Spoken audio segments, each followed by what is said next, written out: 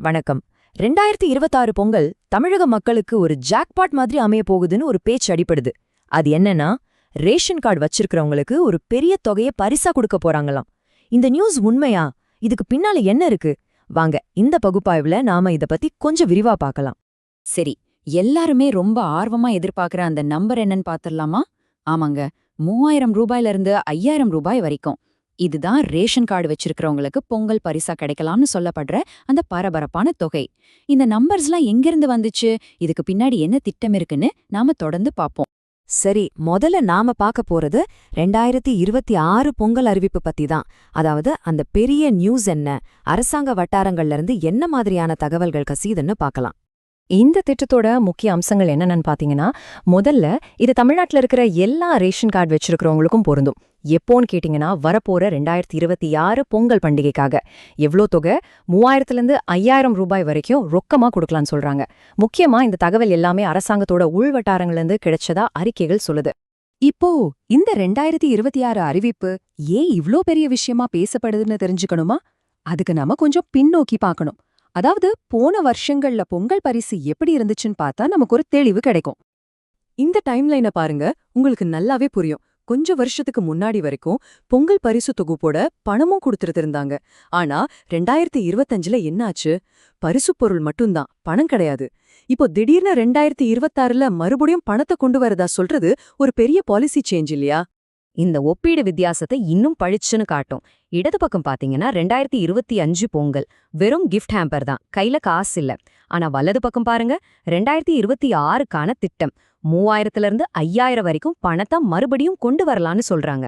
இது எவ்ளோ பெரிய மாற்றம்னு யோசிச்சு பாருங்க. சரி, அடுத்ததா ஒரு முக்கியமான கேள்வி. இதுக்கு பின்னாடி இருக்கிற அரசியல் என்ன? ஏன் இந்த அறிவிப்பு சரியா இந்த நேரத்துல வருது? இதுக்கு பின்னாடி தேர்தல் கணக்கு ஏதாச்சும் இருக்கா? வாங்க பார்க்கலாம். நம்ம எல்லாருக்குமே இந்த கேள்வி மனசுல வரும். ஏன் சரியா 2026க்கு இவ்ளோ பெரிய ஒரு தொகையை பொங்கல் பரிசு அறிவிக்கணும்? இதுக்கான பதில் வெளியான அந்த அறிக்கைகள்லே இருக்கு. பதில் ரொம்ப சிம்பிள். 2026ல தமிழ்நாட்டுல சட்டமன்ற தேர்தல் வருது. சோ இந்த நேரத்துல இப்படி ஒரு அறிவிப்பு வர்றதுக்கு முக்கிய காரணமே அந்த தேர்தல் தான் அப்படின்னு அந்த அறிக்கைகள் சுட்டிக்காட்டுது. ஆனா வெயிட் பண்ணுங்க, கதை இதோட முடியல. இந்த பொங்கல் பரிசு மட்டும் இல்ல, பெண்களுக்காக இன்னொரு சூப்பரான ஜாக்பாட் அறிவிப்பும் வரப்போகுதுன்னு அதே அறிக்கைகள்ல சொல்லியிருக்காங்க. ஆமாங்க, நீங்க கேட்டது சரிதான். மகளிர் சுய உதவிக் குழுக்களுக்காக ஒரு ஜாக்பாட் திட்டம் வரப்போகுதாம். பெண்களோட பொருளாதாரத்தை மேம்படுத்துறதுக்கு இது ஒரு பெரிய பூஸ்டா இருக்கும்னு எதிர்பார்க்கலாம். அப்போ இந்த ஜாக்பாட் தொகை எவ்வளவு? யோசிச்சு பாருங்க, 10,000 ரூபாய்.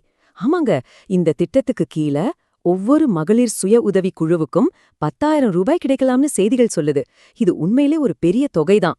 இந்த மகளிர் திட்டத்தோட மத்த விவரங்களையும் பார்த்திடலாம். இதோட பயனாளிகள் மகளிர் சுய உதவி குழுக்கள். அவங்களுக்கு தலா 10,000 ரூபாய் கிடைக்கலாம். இந்த திட்டம் பீகார்ல ஏற்கனவே வெற்றிகரமா செயல்பட்ட ஒரு திட்டத்தோட மாடல்னு சொல்றாங்க. இந்த திட்டத்தை தேசிய ஜனநாயக கூட்டணி, அதாவது NDA பிளான் பண்றதாவும் அந்த ரிப்போர்ட்ஸ்ல இருக்கு. சரி, இதெல்லாம் கேட்க நல்லா இருக்கு. ஆனா அடுத்து என்ன நடக்க போகுது? இந்த திட்டங்கள் எல்லாம் எப்போ அதிகாரப்பூர்வமா அறிவிக்கப்படும்? அதுக்கான சில க்ளூஸும் அந்த அறிக்கைகள்ல இருக்கு. அந்த அறிக்கைகள் சொல்றபடி இந்த அறிவிப்பு எப்படி வெளியாகலாம்னா, முதல்ல பொங்கல் கொண்டாட்டத்துக்காக பிரதமர் மோடியோ இல்ல உள்துறை அமைச்சர் அமித்ஷாவோ தமிழ்நாட்டுக்கு வரலாம். அப்படி அவங்க வர்ற அந்த பெரிய நிகழ்ச்சியில இத பத்தின அதிகாரப்பூர்வ அறிவிப்பு வெளியாக வாய்ப்பிருக்கு. இது எப்போ நடக்கலாம்னா, ஜான்வரி முதல் வாரத்துல இருக்கலாம்னு எதிர்பார்க்கப்படுது.